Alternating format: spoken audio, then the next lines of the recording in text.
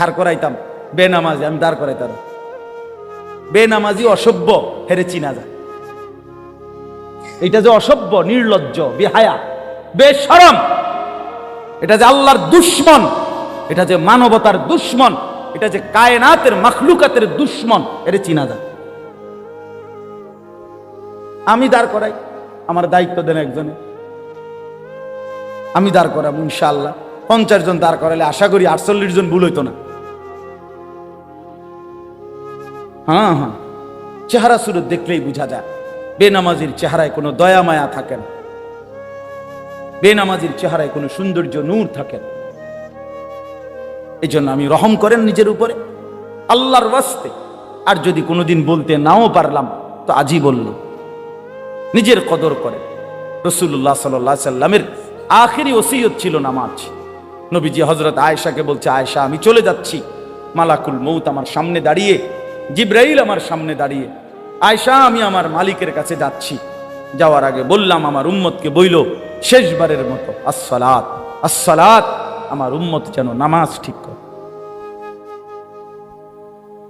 নামাজ ঠিক রাখে। হযরত ওমর রাদিয়াল্লাহু তাআলা আনহুকে ফজরের নামাজের সময় ইমামতি অবস্থায় প্রথম রাকাতে এক কাফের ছদ্মবেশী ছুরি দিয়ে ঘাই দিছিল 7-8টা। হযরত ওমর ইমামতি করতেছিলেন, তখন উনি সরে গিয়ে রক্তে ওনার এই কোমরের পাশে ভাইসা গেছে। উনি হযরত আব্দুর রহমান ইবনে আউফকে ইমামের জায়গায় দাঁড় করাইয়া বলছিলেন, আব্দুর রহমান আগে নামাজ শেষ করো, এরপর আমারে ধরো। কাঁটা মুরগির মতো ওমর পাশে তরফাইছে, কিন্তু সাহাবায়ে কেরাম আগে ফজরের নামাজ আদায় করছে। হযরতে খুবাইব, ওই যে হজ উমরায় গেছেন কেউ, এখানে আসেন নিয়ে না, হজ উমরায় গেছেন না এরকম নাই কেউ? মাশাআল্লাহ।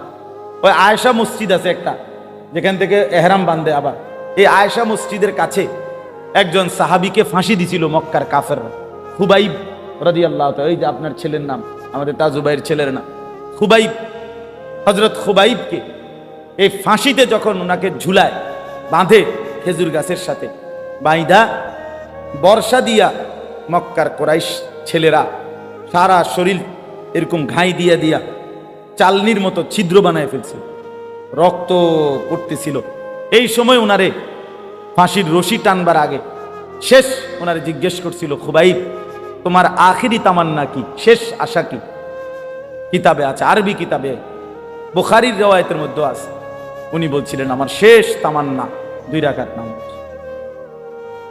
খুলে দিছে ওনারে, তো 2 রাকাত নামাজ পড়ে সালাম ফিরাইয়া হযরতে খুবাইব আল্লাহর কাছে 2 হাত তুলে বলছে, ফালাস্তু বালি হিনা উক্তালু মুসলিমান, মাওলা আজ আমার কোনো পরোয়া নাই, আমি আপনার আনুগত্য করে মরছি, অতএব আমার আর কোনো চিন্তা, গোলামির সেজদা দিলাম, আর কোনো টেনশন নেই, এবার ওরা যা ইচ্ছা তাই করে। বন্ধু আমার, বাপ আমার, চলেন আমরা সবাই মিলে চেষ্টা করি, কষ্ট করি, আমরা নামাজ পড়বো ইনশাআল্লাহ। আল্লাহকে ডাকি ভাইয়া, দুনিয়া বড় বেশি পেরেশানিওয়ালা দুনিয়া হয়ে গেছে। সারা পৃথিবী বাস্তবতা হলো, ইনসাফের কথা হলো, সারা পৃথিবী ধাক্কাধাক্কি করতেছে, সারা বিশ্ব সব দেশ এইতে হিতের লগে ঠেলাঠেলি, ধাক্কাধাক্কি, অস্ত্রের ঝনঝনানি, সবাই একজন আরেকজনকে হুমকি দিতেছে, সবাই মানে লাইগা গেল বলে।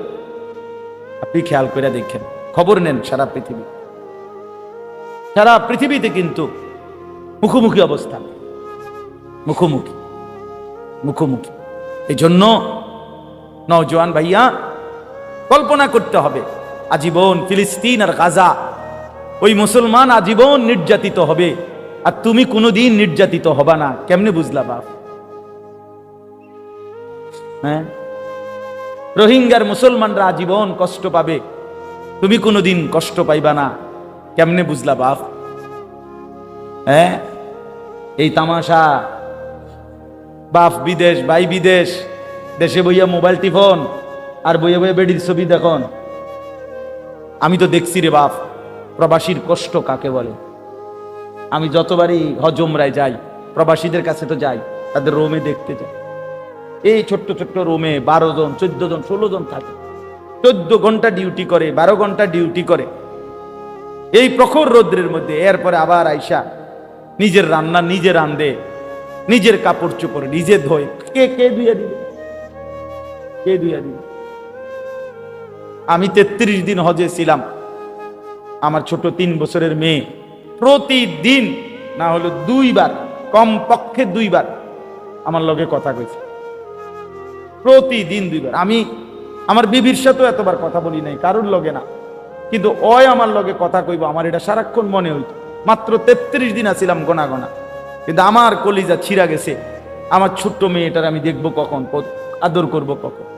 আর ওই বেচারা দে 1টা বছর, 2টা বছর, 3টা বছর স্ত্রী সন্তান ছেলে এই কষ্ট করে প্রবাসে থাকে। আহা, বিনিময়ে তার স্ত্রী সন্তান দেশে 2 হাতে মোবাইল টিপে টাকা পয়সাগুলো দেদারছে, যা মন চায় তাই নষ্ট করে। হায় জালেম, কি করলি, কি করলি? ওই বেচারার কলিজা পানি করা টাকা, রক্ত পানি করা টাকা। আল্লাহ আমাদেরকে মাফ করে দেন। আমরা নিয়ত করলাম তো ইনশাআল্লাহ। যুবক ভাই কি খবর? নিয়ত করেন, নিজেকে বল। হ্যাঁ, আবারও বলছি, কেউ কেউ তোমার ঘরে মনে রাখ, এই সময় তোমার চুলের বাম্পার সাইবার টাইম কারও নাই। তুমি বেকুব দেখে তুমি মনে করছো কতজনে চায়, হুদ্দা মানুষের কামের অভাব নাই।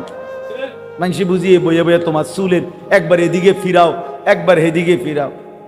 ব্যাক কর, কার হাতে টাইম আছে? যে হতনের টাইম নেই মানুষের। আকাম শুধু শুধু নিজে নিজে বোকামি করছে। আল্লাহ আমাদেরকে বুঝ দান করে। সব ছেলে ভাইয়া কেউ মনে রাখবেন, আপনাদের সবাইকে বলি, দুনিয়া একজনের জন্য থামে যায় না। এই সামনের সিএনজি অ্যাক্সিডেন্ট, 3 জন লোক মরে গেছে মনে করেন, তবুও পিছনের সিএনজি থেমে যায় না, ছাড়ি দিয়ে জায়গা কারো হাতে সময়। আমি সব সময় বলি দুনিয়া বড় স্বার্থপর, বড় স্বার্থপর। আগের গাড়ি অ্যাক্সিডেন্ট করলো, পিছনের গাড়ি তার হাতে সময় নাই। একটু জ্যাম বাজলে চিৎকার শুরু করে, এই বেটা, আরে কাটা মরছে টরছে ডিফরে, বেটা রাস্তা ক্লিয়ার করবে না, সময় নাই আমার। এই তো দুনিয়া, এই তো দুনিয়া। আপনি মরবেন যেদিন, সেদিনও আপনার স্ত্রী সন্তান যদিও কাঁদবে, কিন্তু ওই দিন রাইতেও তারা ঠিকই ভাত তরকারি খাবে। এই মুসলমান, কেন ফজরের নামাজ পড়লেন? ওই নাফরমান, তোমরা যারা ফজরের নামাজ পড়ো না, আরে রাসূলুল্লাহ সাল্লাল্লাহু আলাইহি সাল্লাম বলছে যে ফজরের নামাজ পড়ে না এটা খবিস, খবিস, খবিস বেটা, তুই খবিস বেটা, খবিস বেটা, তুই বেটা, খবিস বেটা তুই। নবী বলছে খবিস, এটা রাসূলুল্লাহ বলছে এটা খবিস যে ফজরের নামাজ পড়ে। নবীজির জামানায় মুনাফিক হিসাবে নবী যাকে সন্দেহ করতেন তাকে ফজরের নামাজে তালাশ করতেন। কসম খোদার, ফজরের নামাজের অনুপস্থিতি দেখে নবী বুঝতেন এটা মুনাফিক। সাহাবীরা বলতেন আমরা রাসূলের জামানায় মুনাফিক চিনতাম ফজরের অনুপস্থিতি দেখে। কোন নামাজ? কোন নামাজ? ফজর। ফজর ওটা পাউডার মারে, হ্যাঁ ওটা পাউডার দেয়, ফেয়ার এন্ড লাভলি দেয়, বডি স্প্রে মারে, হ্যাঁ নিচে মুতের গন্ধ, প্যান্টে মুতটা পানি লয় না, উপরে পাউডারের গন্ধ, স্বাদে গন্ধে অতুলনীয়। বাহ, অসাধারণ পারফিউম, দুইটা মিললে একটা অসাধারণ ফ্লেভার। রাসূলুল্লাহ সাল্লাল্লাহু আলাইহি সাল্লাম বলেন যে ফজরের নামাজ পড়ে না, যাকা রাজুলুন বালা শাইতানু ফি উদুনাইহি, নবীজি বলেন যে ফজরের নামাজ পড়ে না, শয়তান তার 2 কানে মুত্তা দেয়। কসম খোদার, এটা হাদিস, আমি এক শব্দ বানাইয়া বলিনি। আপনি আমার লগে রাগ হইবারও সুযোগ নাই। আপনি যদি কোন এই হুজুর আর কইও না, আমি আইতাম না, এত ঠেকা পড়ছি না, আবার আইও না। আমার সাথে নারাজ হওয়ার কিচ্ছু নাই বাপ।